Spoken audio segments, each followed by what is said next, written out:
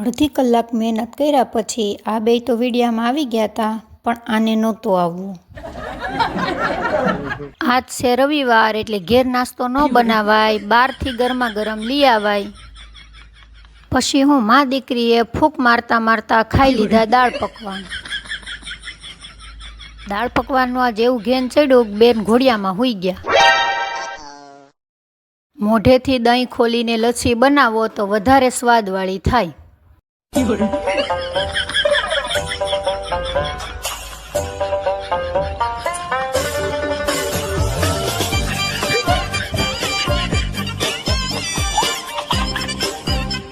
પછી બટેકા પૌવા ખાઈને પી લીધી ઠંડી ઠંડી સ્વાદવાળી લચ્છી.